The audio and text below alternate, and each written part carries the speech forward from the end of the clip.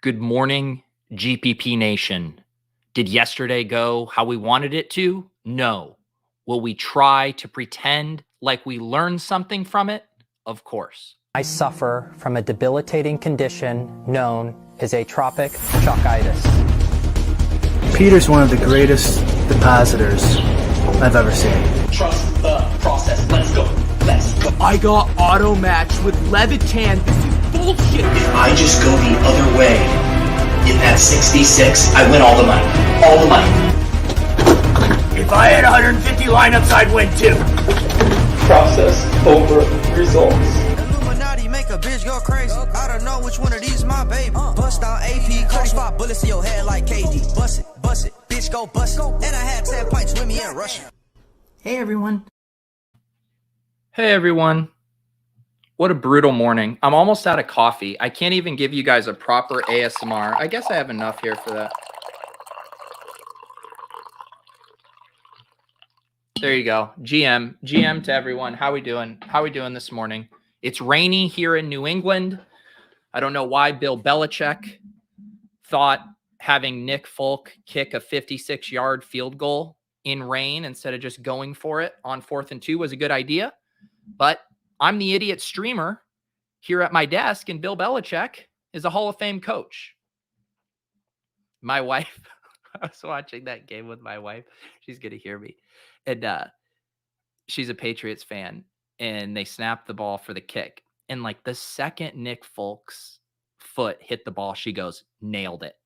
And it just bends left and it doinks off the pole.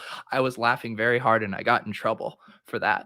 And then she got mad at me and I showed her the Nick Young gif, you know, where he shoots the 3 and then turns around to celebrate and it didn't go in. And that is how I ended up sleeping on the couch last night. How are we doing? What's up, Clay? GM Michael, GM J Mike, GM Joshua. Monday morning air feels so fresh after a Sunday air ball. Yeah, I haven't even been outside. I don't think I went outside once yesterday for anything. Baker is hot garbage. That's going to be the first lineup we look at. He didn't play well, but they also left a bunch of points on the field. I mean, Odell should have had 2 other touchdowns in that game. Remind your wife that the Jets won, breathing down your neck in the division. Here's the thing.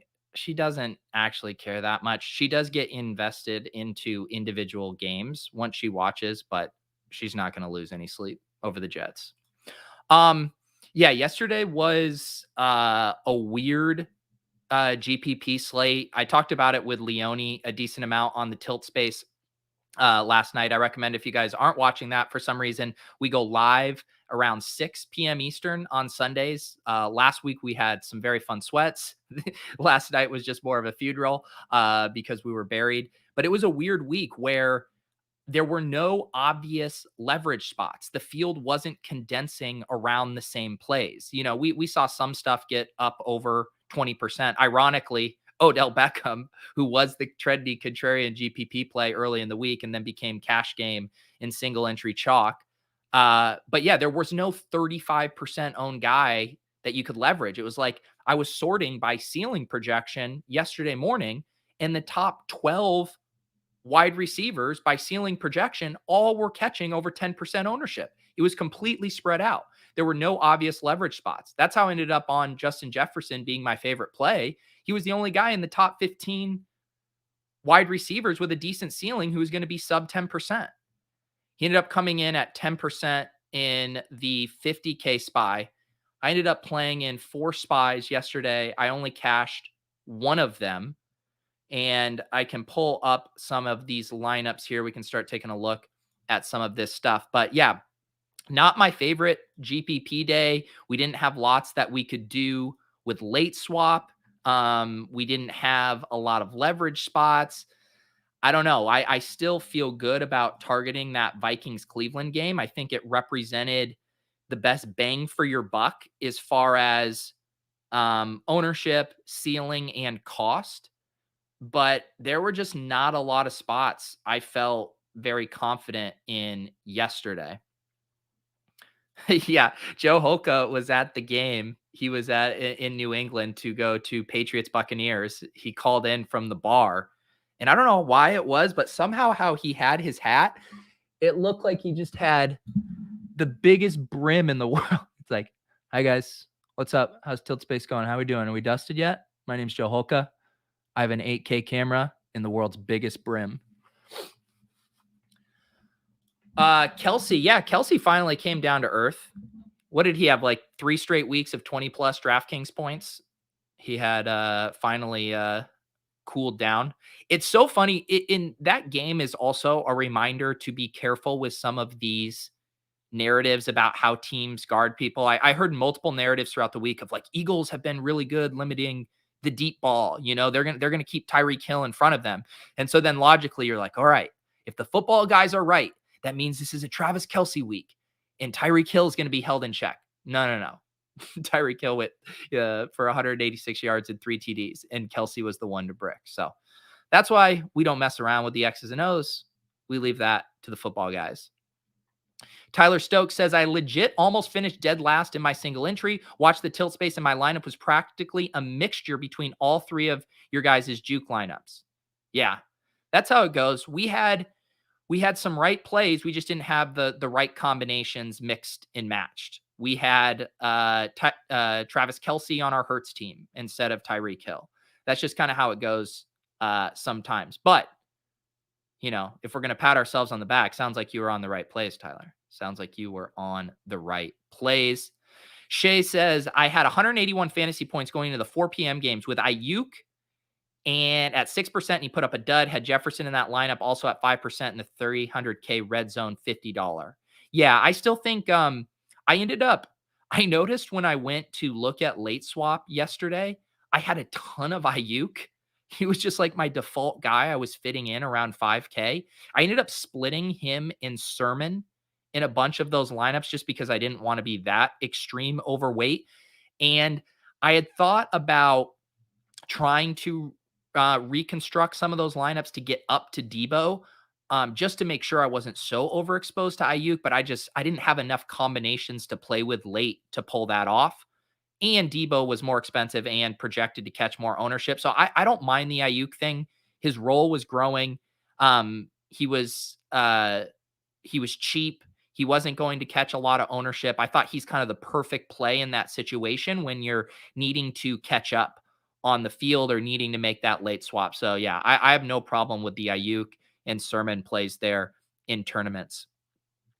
Clay says his best line was an all 1 p.m. team, not necessarily fun after 4 p.m., but the score held decently. Yeah, that's what happens sometimes. Yesterday just wasn't a great 4 p.m. slate. I did end up running a Cardinals stack and a Russell Wilson one. But you see how well that worked out. Here was one. This is in the 500K spy, 100K to first. I did a Kyler Murray, and I actually did it with Kirk and Rondell. Apparently, I'm supposed to include AJ Green in my cheap Cardinals mix. I did bring it back, did more of an onslaught in this game. I did Henderson coming back and Higbee. The whole thing when I was like looking at projections yesterday, I was like, this game has the highest over under on the slate, and yet no one is going to be playing it through the Cardinals. Like, this is kind of crazy to me. I know they were expensive, but you get Kyler sub 5%, Kirk 7.4, Rondell sub 5, Higbee sub 5, Darrell Henderson 5.1%. Like, I don't know, man. I might just have to say TTP on this one. Trust the process. I don't really feel bad about those exposures. I do a mini correlation with Chubb and Jefferson. And then this was one of those, like I said, I think I had Ayuk in here and I changed it to Sermon. I ended up keeping Ayuk more in my Seattle game stacks. And then I pivoted to Sermon when I had Ayuk as a one-off. But yeah, I mean, I'm extremely happy with these ownerships. You know, if this game pops off, then I'm in that territory where we're only having to get basically 2 things right. You know, we have a major game stack and then a mini and then a one-off there. I mean, Leone, with some of his lineups yesterday, he had, I believe it was just two games. He had a lineup that was just filled with Cleveland, Minnesota, and Atlanta and Washington, with that same concept of in these smaller field things, let's just try to limit the number of things we have to get right. 2 game stacks. If those are the 2 games that go off, you're sitting pretty. We were looking at the lineup that won the game changer yesterday. That's the $1,500 single entry. One of the craziest lineups I've ever seen. Let me pull that up here real quick. If you guys didn't see this when we pulled it up yesterday, I think I have the image in one of my DMs here. 1 second. Yeah, this was like, it is crazy. No offense to this individual, but this is truly basically like everything you're not supposed to do when building lineups, and yet he's $50,000 richer, and I'm here complaining on a Monday morning. But look at this. So he has an unstacked Kirk Cousins. He has 2 chalk running backs, Derrick Henry, David Montgomery.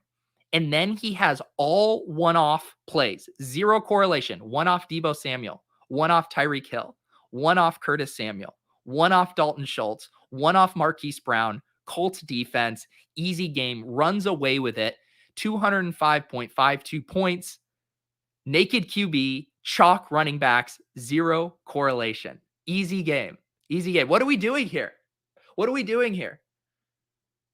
I know it was a rough day, rough GPP day for a lot of people. I saw a lot of angst. I heard Dinkmeyer was in the ETR chat talking people off the ledge. It's how it goes sometimes. I honestly, this was like it was a frustrating slate, but I wasn't on mega tilt with this slate. It's more when there's really obvious leverage spots to take advantage of. You feel like you're getting it in really good, and then it doesn't go your way. That's when it's frustrating. But on a super spread out week like this, where a lot of the good chalk or chalk, however you define it, gets there, I don't know. You kind of shrug your shoulders. We were talking last night too about like the DJ Moore stuff. I didn't have DJ Moore in any of my lineups. I love DJ Moore. Have him on basically every season long team. But when he was encroaching, 20% ownership, and there's all of these other plays, Justin Jefferson, et cetera, with similar ceilings at less ownership, you have to pass. So I don't know. I'm not gonna read into it too much. I'm not gonna get caught trying to decide which chalk is good chalk. I do think in general, fading on that stuff. And then, to talk about that, I mean, this was a mistake. I'd been kind of going back and forth with Leone all week on Odell Beckham getting steamed. And I think what was tricky is this Cleveland, Minnesota game was by far the best game environment for GPPs. So then the question was, can you push your chips in on this game, but not do it with Odell? And it just made it hard because there's basically no clean stacks with Cleveland.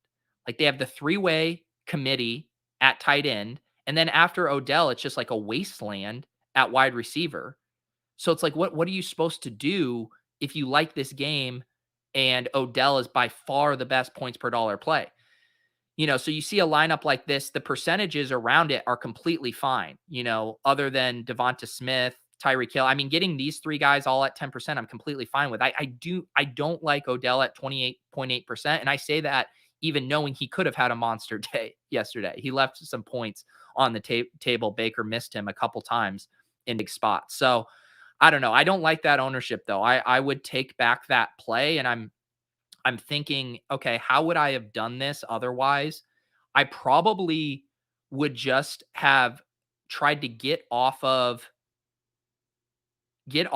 probably just Baker and Odell and play one of the running backs, go Chubb or Hunt with Conklin and Jefferson, or Thielen and Jefferson, and play the game that way. I think I shouldn't have stayed with Odell, knowing, I mean, I was the one telling Leone he's going to get steamed. He's going to get steamed. And then I'm playing Odell at 28%. I lose my GPP bro card on that one. I mean, I can't sit here and say I don't want to play DJ Moore over 20% and then play Odell Beckham at 28%. That's bad. I wish I could have that one back. I knew he was getting steamed, and I still did it because I like this game. I don't know. That one's tough. If this game is late, and then, say I have Zach Moss, who doesn't do much, actually, this isn't a great example because my Devonta Smith and Tyreek Hill popped off. I was trying to say if this was a late game and you're behind, then maybe it is easier to get off of Odell. So yeah, I don't I'm torn on how if you were able to get away from this, but I think you got to get away from Odell there. Hill in the flex. Yes, I had 0 late guys going. Jefferson, Beckham, Devonta Smith, Tyreek Hill. Don't try to flex shame me. My when it doesn't matter when they're all playing at the same time, I like to put the highest price guy in the flex. Just a little quirk I have. Just a little OCD there. Odell going to be sub 5% next week against the Chargers on short rest. I could see that. Probably. Yep. Drew and I feeling similar. Wish we had less OBJ at that ownership. Yep. It's another one of those. We talk about it all the time with that steam and how ownership. Does anyone know what was Odell in the Millie Maker? If anyone knows what Odell was in the Millie Maker, let me know. But it's like, it's happening. You see it happening. You write tweets that say Odell is going to be popular, and yet you still fucking put Odell in your lineup. Talk about, it's like you can be so good about not getting anchored, and yet you could still get anchored to one little thing. Yeah. See, that's what I'm talking. OBJ 16% in larger field. I can stomach if OBJ is 16% in this lineup versus 28.8. That is way more palatable to me than getting him here at 28.8%. Dustin Bishop, worst week I've had in a while. Yeah, this was a rough week. Although I did want to show something here. We talk about all the pieces of the puzzle of trying to be a profitable DFS player and how important game selection is. So look at this one. This is a really small SPY, 555 entries. I have 150.1 points here. I barely min cash. Now, if we go over to the big SPY, and I can actually just go to my spreadsheet here. So the big SPY right here that had, let me zoom this in so you guys can actually see. This big SPY that had 5,555, the cash line was 154. So you see here, this baby SPY that I min cashed here, the cash line was lower because it was a smaller field, and my 150 was able to get me a 2x min cash where I don't even cash in any of these other SPYs. Cash line 154, 153.1, 150.9. So you see the cash line go down as the contest size gets smaller. They basically halves here, 55, 222, 833, 555. So just a reminder too, and Leone was saying this to us yesterday because we continue to get generally about 1 min cash in our juke lineups. That's a 3 entry or 3 max $400 entry. And those min caches add up. They help keep you afloat through brick winter.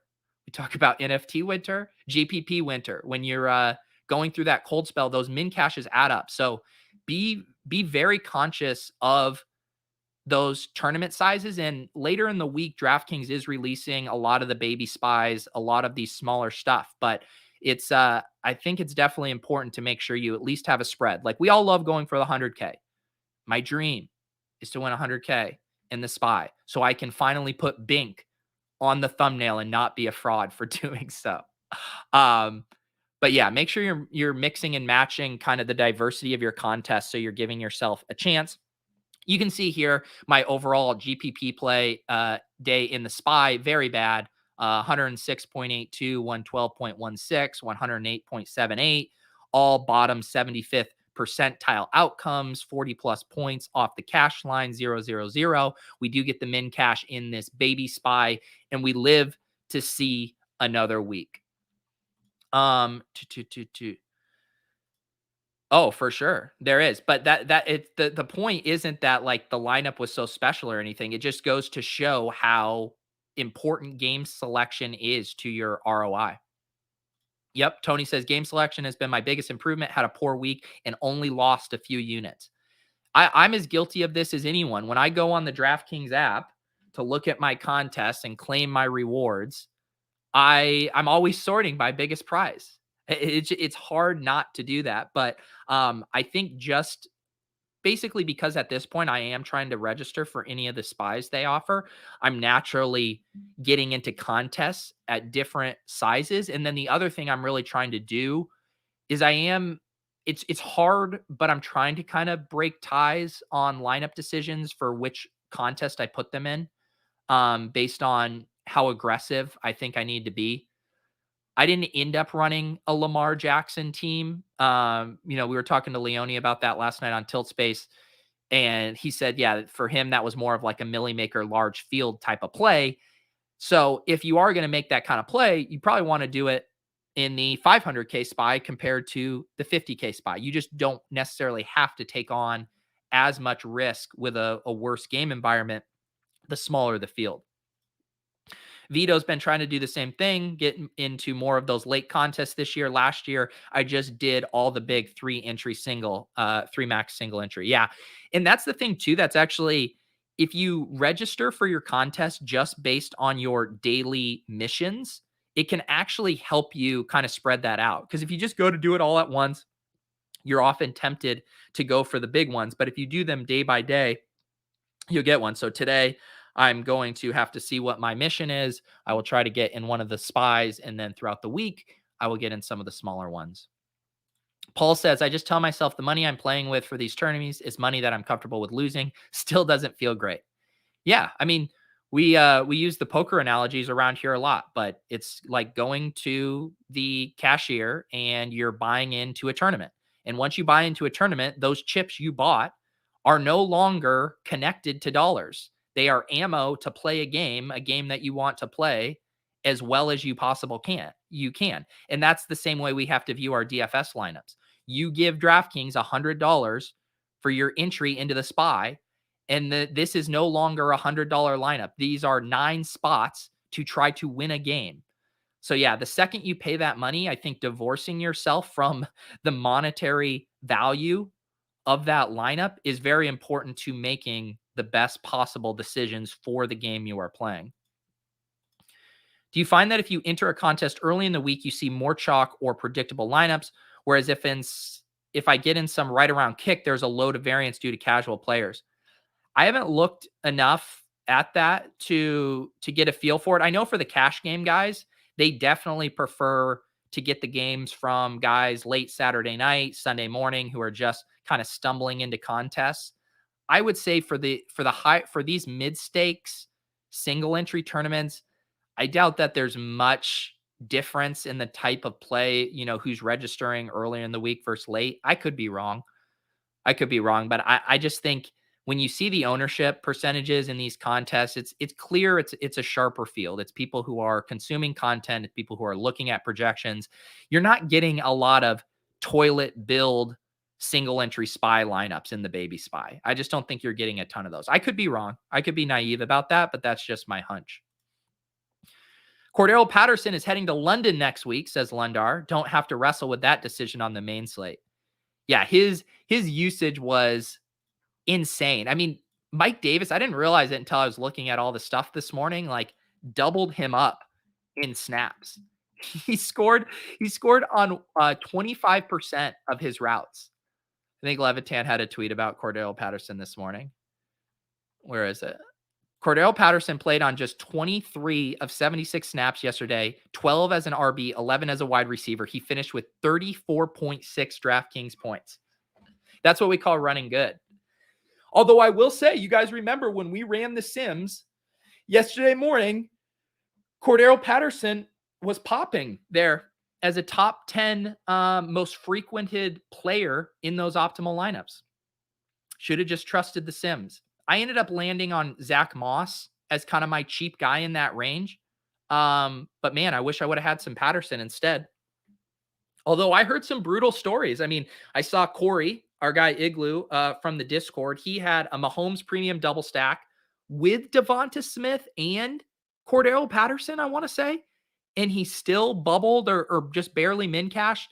I saw Drewby on Twitter say he had a Tyreek Hill Patterson team that barely min cashed. It was crazy. It was a weird week. Like to have a Tyreek Hill 50 burger in your lineup and still not make more noise than a min cash is pretty wild.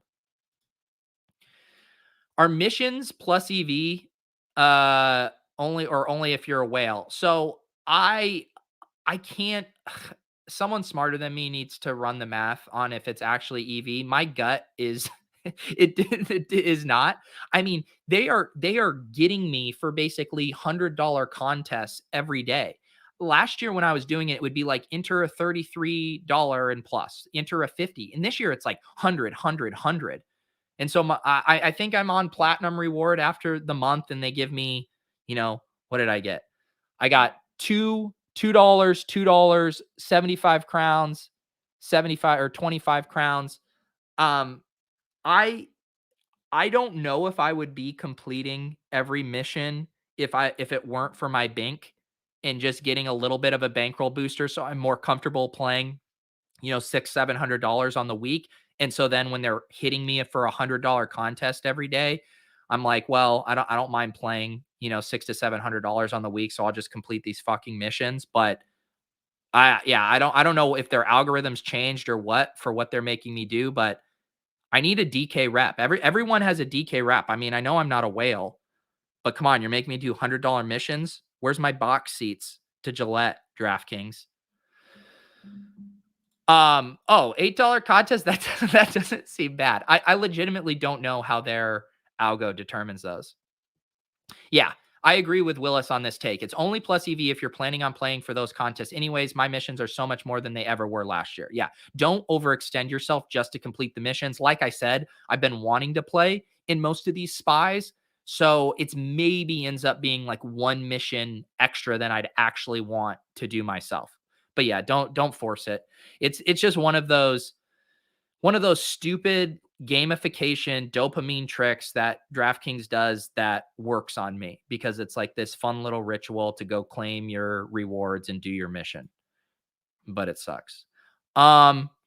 Wait, what win do you spend on your crowns? I think last year I waited until the end of the season to spend my crowns. I think I just get lazy and I like having a big crown number. So I just let them rack up and then maybe I'll enter a couple spies or whatever at the end of the year with my crowns. But I have no strategy for it. I think Blender yells at people for not using their crowns. He can yell at me. I'm taking my crowns to the grave. And by grave, I mean maybe week 17 cash game week or week 18. When I become a cash game grinder, I will accept all of your head-to-head invites with crowns. Mine have increased as well, but surely due to playing 200 double spies plus cash games. Why is Alvin Kamara being cucked again? Even Derrick Henry is more of a 3-down back. I mean, I don't know if we can say he's being cucked. I mean, his usage is insane. Jack Miller had a tweet about his rushing workload that I saw that I was writing up for the newsletter. Where is it? All right, maybe it wasn't Jack. But his rushing, it's like the first time, or I think up until this point in his career, and I'm going to just butcher this stat, whatever. I think it was this season alone, he has already had more 20 plus carry games than he has had his entire career. It is frustrating, PayPal, that he's not catching balls because that's primarily how his bread was buttered, but the usage is still fine. It just sucks that this offense is pretty incompetent right now. But the carry usage is solid. 0 targets and Taysom Hill touchdowns. Yeah, it's frustrating. It is frustrating. Chase Edmonds, though, yeah, rushed for over 100 yards. James Conner now 4 TDs in the past 2 weeks. That's crazy. Let me take a sip of coffee. Let's look at a couple other lineups here. This was another late slate double stack I wanted to do here. I think I have a Russell Wilson problem. I think I feel like I have a Russell Wilson double stack every week. I just can't help myself. Dinkmeyer was trying to get me to cool on it. Pat Thorman, talking about the Seattle pace issues. And yet I still liked what that game environment looked like. The over-under looked good. The ownership percentages on the Seahawks look good. I don't mind getting DK Metcalf at 12.9% in a week where Tyler Lockett's banged up. I ended up doing some Disley and other Seattle, San Francisco mini correlations. So I wanted to get a Freddie Swain here, another pay down option. Unlike, say, the Browns yesterday, where it was so hard to land on the right double stack, it's pretty easy with the Seahawks, right? You pick one of Metcalf or Lockett, and then you pick one of Swain or Disley with Everett out, and you have a pretty clean double stack. Obviously, Disley going to catch way more ownership. And then I brought this one back with Brandon Ayuk. Happy with all those ownerships there. Did a correlation with Dalvin Cook, Odell Beckham. Once again, same story. Why am I playing Odell Beckham at 25.9%? So stupid. Why did I do that? So that's just a lot of salary on Dalvin Cook and a lot of ownership on Odell for that mini correlation. It flops. And then I did do a Jonathan Taylor, Mike Gasecki. Leone was doing a lot of one-off Jonathan Taylor or Jonathan Taylor with the Colts. I thought that was good too, but I like Gasecki. Gasecki was in the air yards by low model. None of those wide receivers seem to stay healthy. He obviously sucks out a little bit with that touchdown, but I would say the thesis of the Gasecki play is that he binks a touchdown there. So felt good about that. Jonathan Taylor looks good, man. I think he had 103 rush yards on 13 carries. So feel good about those plays. Feel good about all of this ownership here, except the Odell. Just wanted to get one Dalvin Cook in because I was so heavy on Jefferson. But probably should have played it again the other way. I probably should have done another Jefferson with a Hunt or Chubb here instead of the Cook Odell. But just trying to balance my exposures on that game because I like that game, but I don't want to become too overconfident in specific plays like I did with Odell Beckham. Schroeder says, GM Peter, how do you mentally recoup from 2 bad weeks if it's ever happened to you? Oh, buddy, has it happened to me? It happens all the time. Yeah, I don't know. I think going back to that thing I was just talking about with Paul about having this mentality that you're playing a game. And I think if you zoom out, right? The crypto bros that are staring at a chart and they're like, oh my God, Bitcoin fell $1,000. And it's like, just zoom out on the chart, like zoom out on your season. Think of your bankroll in terms of the entire season, where if you think about it on the micro week to week, you're going to feel those swings. And I'm not saying that it's just so easy to remove your feelings from it. It fucking sucks when you lose. There's no way around it. But I do think putting it in perspective and saying like, okay, let's say you're playing the SPY every week and you have that $100. You know that you have 17 bullets to get a top 1% finish to basically bankroll your year. And even good players might not get there because there is so much variance, but just acknowledging the reality of how hard it is to get in the top and knowing that you do need to get in that top 1% for it to work out. And this is what we were talking about with Dink, what he wrote about in his strategy article. What do we win when we're right? And we're trying to basically free roll our season with one good finish. And so just trusting that that's what you're after. It's not to get these min cashes. It's not to just eke out so you sleep slightly better at night with a min cash. No, we're trying to get first place, and it might take lots of weeks to do that. In fact, it might take multiple seasons to do that. So I do think what someone said earlier about only playing what you're willing to lose is by far the best way to do it. If you feel so gross, so sick to your stomach that you lost, you're probably playing outside of your bankroll. I think that's probably safe to say. So get your contest size or the amount of entries you have in play down to a level where it doesn't knot up your stomach. You could still tilt, you could still rage tilt, but you don't want to be losing sleep at night because you lost too much money. That's you've gone too far if that's the case. Yeah, Saquon looked good. That was crazy. I had him. We can bounce over to this. Where did I had him in a lineup? Did I not have him in any one of these lineups? We had him in one of our tilt space lineups. Good God. How did I not end up with a Saquon?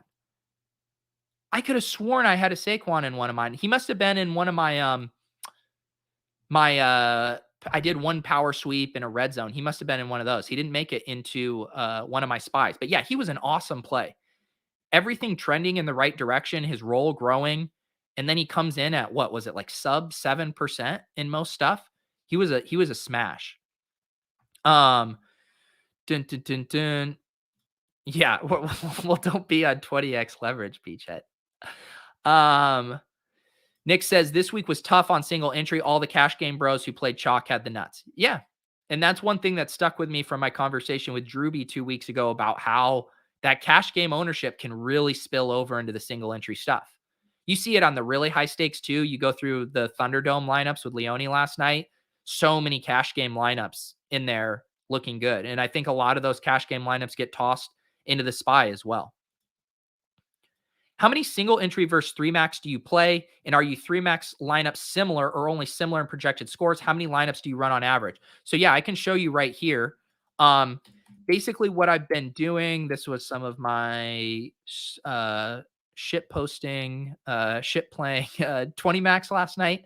Let's go down here and I can show you what I played.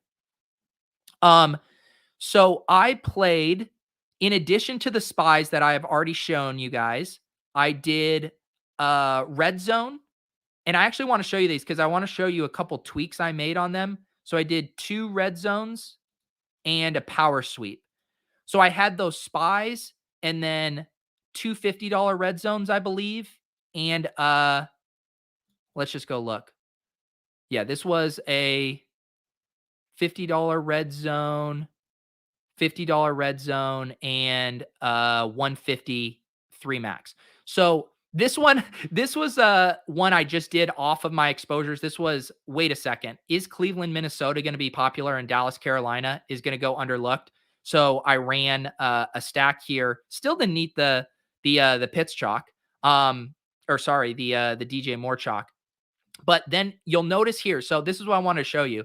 So for some of these non-spies, I ran variations of my other lineup. So let me find this other Russ here and I'll put them next to each other. So this was that Russ double stack. So here I did the Russ double stack, but with Whistly, Disley, and Lockett.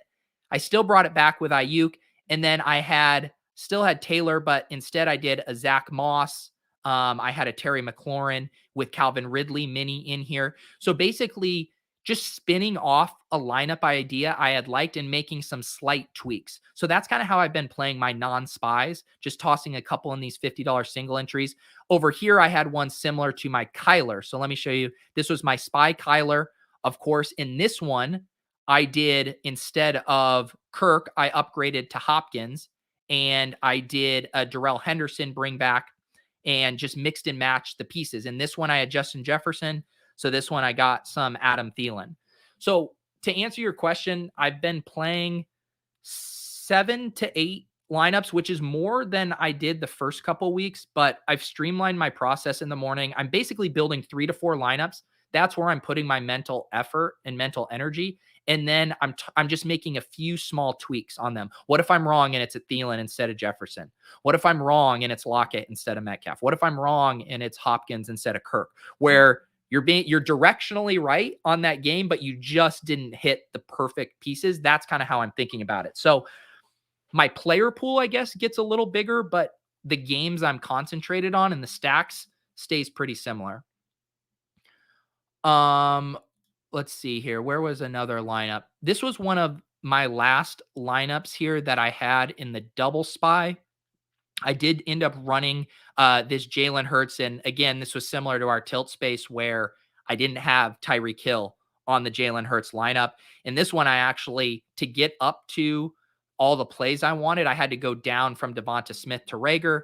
Again, another one of those things where it's like, I like Rager and I like Hill. I think I had that mini somewhere else where I'm trying. Here it is. Yeah, this was in my main lineup. I had the Hill, Devonta Smith.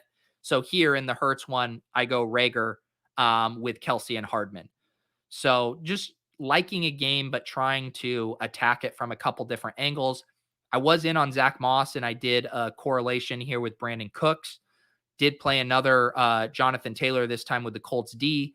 And this was another one of those I was saying where I had Ayuk in here initially, but I ended up splitting it to Sermon here as a one-off since I had no other pieces of that game. FF Doom says he got 25th in the GPP. Yeah, I'll pull that up here in a second. We can take a look at that. The red zones are nice when you want to scale back some of the entry fees, for sure. Yeah, so the red zones are just those $50 single entry, or maybe they're 75. Why can't I remember? Are they 75? This one was 50. I know they do have a 75 one as well. So yeah, just because you want to play single entry doesn't mean you have to play the SPY. They have them at different price points and different sizes. Lamb going MIA 3/4 was a buzzkill. Yes, Kip. That was unfortunate. Amari ended up getting the production there. Wallace says he's a hand builder here and he has the calluses to prove it. Thank you. And was wondering what's your process in determining which lineups are single entry versus 3-max. So I personally don't really make much of a distinction between single entry and 3-max. The distinction I'm making is between contest size. So if you look at so this power sweep, which is a 3-max, it still only had 740 entries. So 740 entries is actually pretty in line with this small baby SPY I did that had, 555 entries. So to me, I'm thinking about it through the lens of entries and not 3-max. I don't think it changes that much that someone can put in 3 lineups into a contest that's a similar size as 1 lineup per. So I don't know. Maybe someone can tell me I'm wrong in thinking about it that way, but I don't see much differentiation there as long as the contest sizes are the same. That feeling when the best lineup has Jets D outscoring Travis Kelce. Yep. One of those weeks. Missing the final leg of my 5-player prop parlay because Devontae didn't get 8 catches. Oof.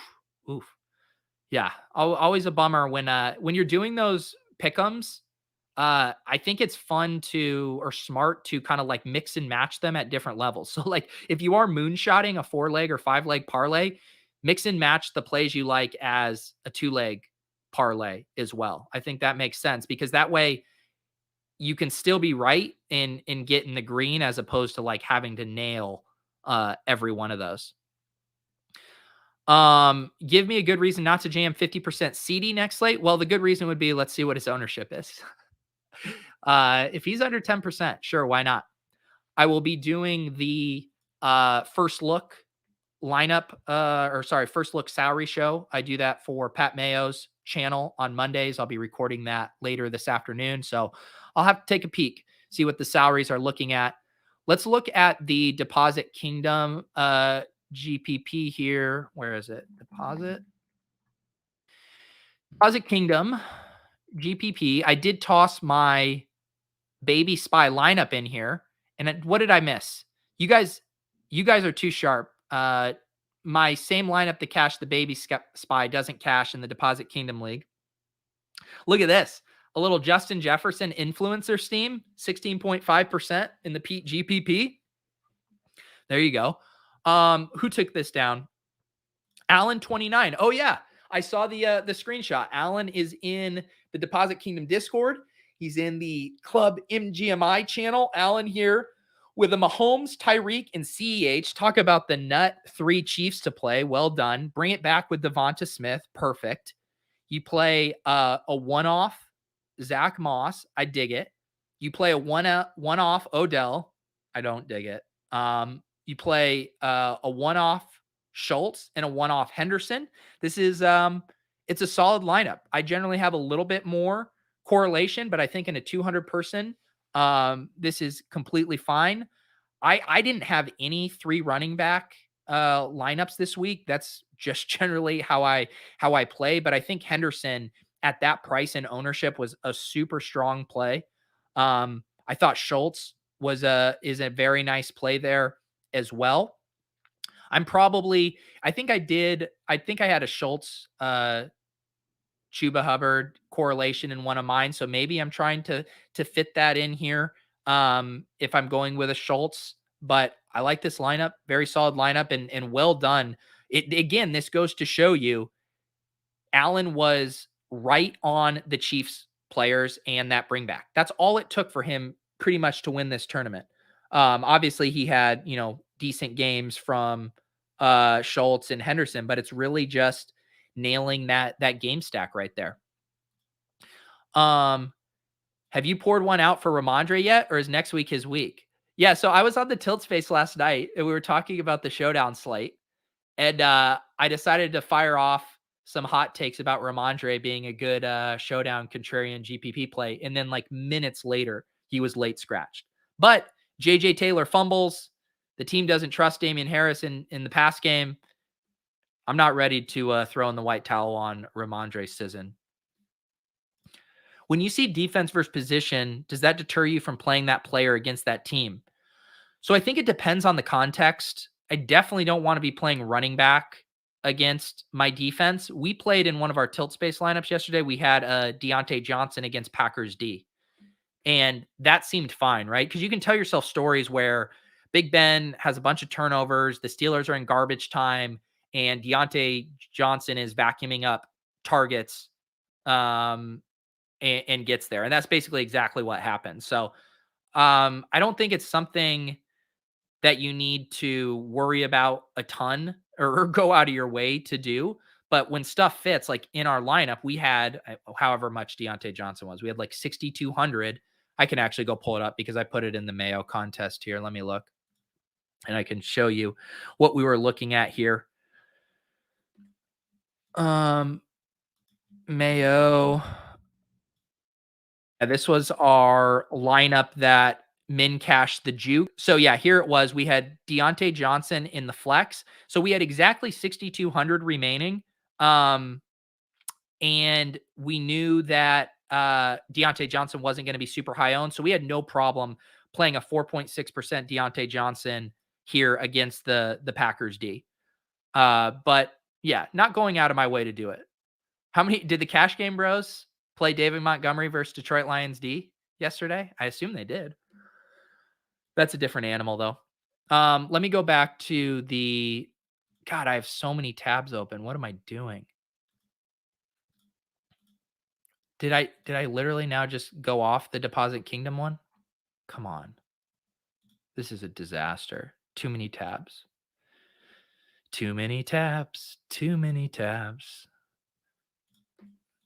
Deposit Kingdom. Let's see if there are any other interesting lineups. Clint wants a guest on Lulz this week. Do you think you can talk Brick into do some DFS strategy vids for intermediate type players? I probably can't talk Brick into doing anything that he doesn't want to do on his own free will, but I would honestly say we've been having more DFS strategy talk on Lulz than typical. I think people who regularly listen will attest to that. But yes, I will keep trying to pry out nuggets from Brick. And I also want to you know what I'll do? I already have a guest booked for the Friday strategy GPP show. TJ Hernandez from 4for4 is coming on, but maybe the week after I'll get Brick on my Friday GPP strategy show and we can really kind of dive into more DFS strategy stuff. We need to keep lulls so we can just talk about DFS gossip and Chris Randone's NFT project that accidentally doxed every single person on his whitelist. That's more lulls' speed. All right. Yes, I'm very excited to have TJ on. All right, just wanted to look at a couple more lineups here in the Deposit Kingdom tournament. Swain had the Heineke to McLaurin, bring it back with Patterson. Oh, and the Samuel. I thought Samuel was a nice play at 3,000. The obvious pivot off of Nick Westbrook there. I like that, man. The Patterson play, so sick there at 4.5%. Evan Ingram as a one-off tight end. I think that was nice. Oh, no, not one-off. Sorry. Yeah, little correlation there with Kamara. That looks solid. One-off Devontae Adams there. This is an interesting one here because Swain is heading into the 4 p.m. slate. I actually think this was the right move because he's sitting really pretty here. He has Moore go off, McLaurin go off, Patterson go off. You can then let a 7,900 Devontae Adams ride in your flex there. I think this would have been one of those situations where if you had this in a large field tournament and you needed to still catch up to give yourself access to a top 5 finish, maybe you pivot off of Adams in that case. But in a 200-person league like this, I think that was definitely the sharp play of just keeping Devontae Adams in there, even though we knew he was going to be decently popular.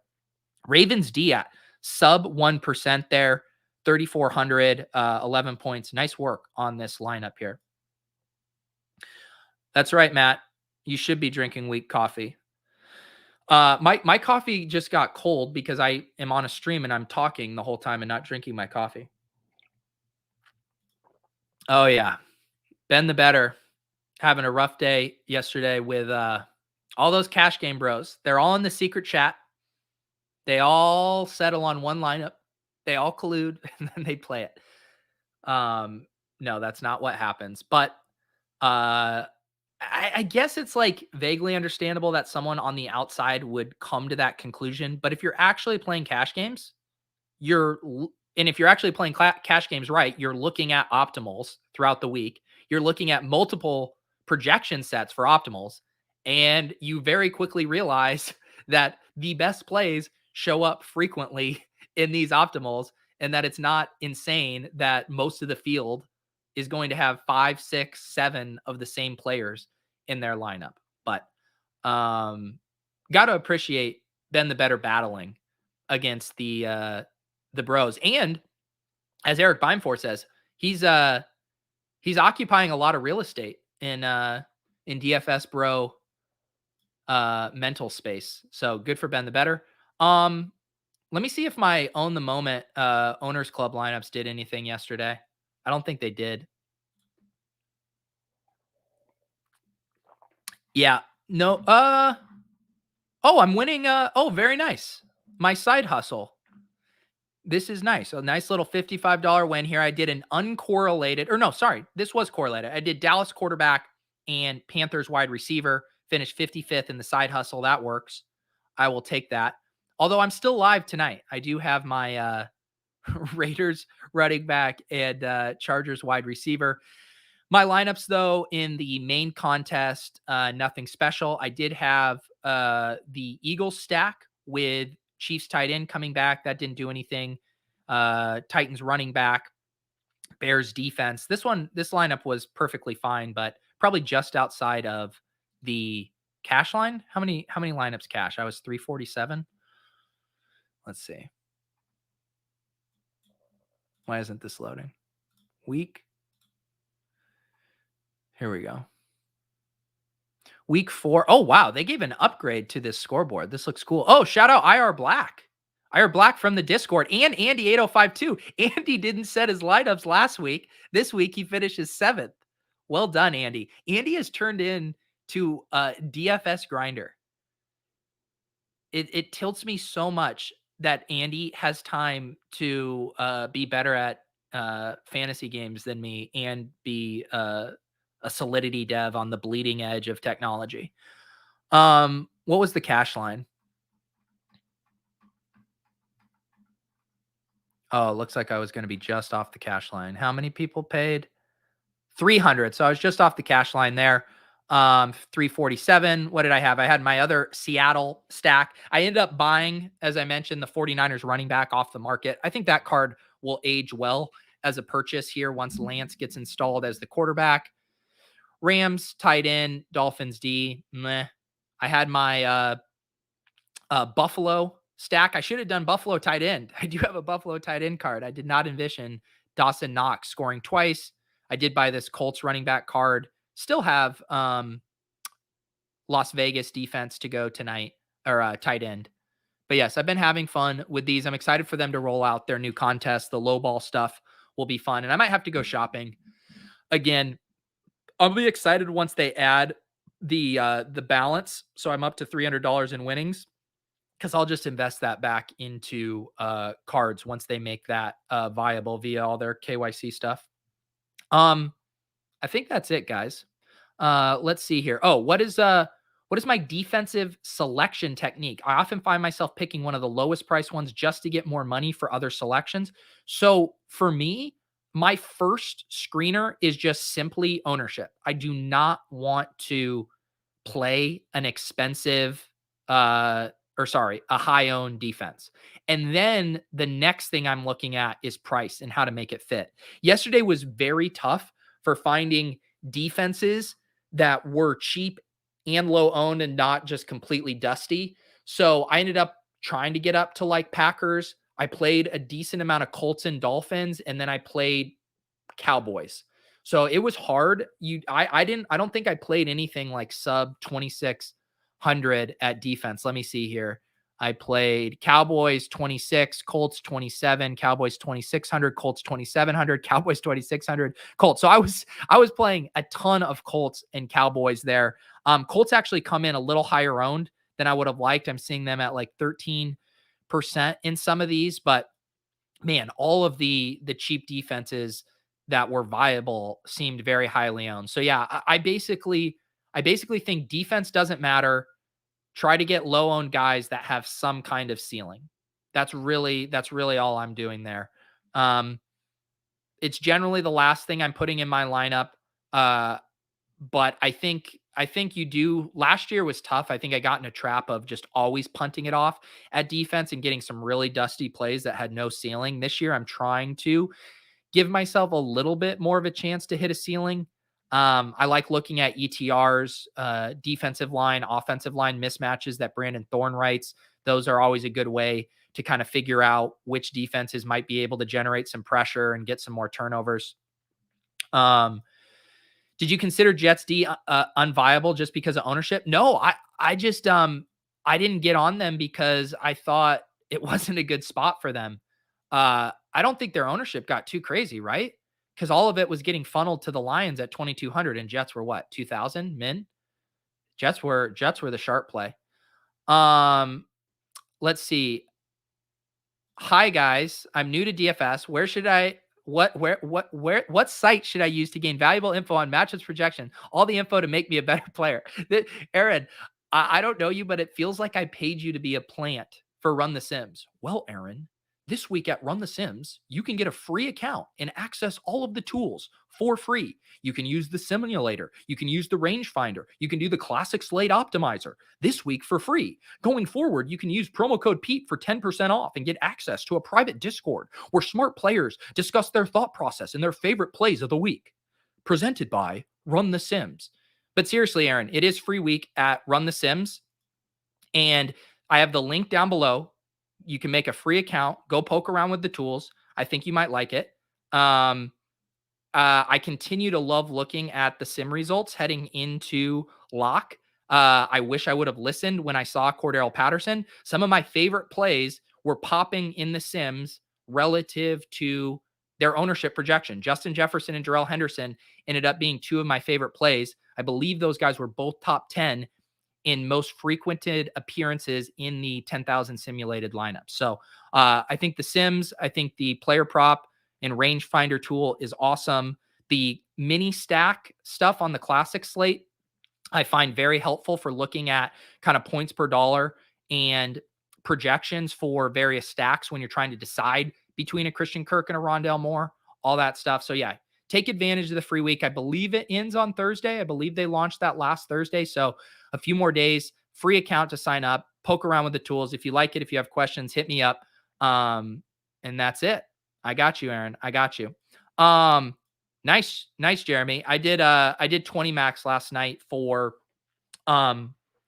the showdown slate. And man, now that they have product own and the cumulative own, they're on the simulator page for lineups. It's such a game changer. You can now really kind of hand pick your lineups based on how popular they're going to be. You can cater it to your contest size, all that good stuff. We'll talk through more of that for tonight's showdown slate. I'll be back at 7:30 to do a showdown cram, and we will look at those sims. I haven't decided if I'm going to do 20 max or single entry for tonight. We'll see how much time I have. But yeah, swing back tonight at 7:30 if you want to see some of the showdown tools at Run the Sims in action. And then I'll also be back at 2:30 this afternoon with Spags. We'll be doing our recap of the week, some early look at waiver wire picks for you season-long bros. I will be hanging out in the Discord. Like I said, if you're a Run the Sims member, if you have subscribed, a paying member, not the free account, but if you're a paying member, you get free access to the Run the Sims channel in my Discord. Or if you're just not playing the kind of volume to justify a Run the Sims subscription, you can become a YouTube member down below. It's called the Hand Builder and Opto Bro tier, and that will get you access to that Discord channel as well. So 2 ways to get in there in the private Discord, all that good stuff. And I believe that is it for me for now. I need to go finish up the newsletter. I appreciate you guys. Hope you have a great Monday. We'll see you at 2:30 and then later tonight for Showdown Cram.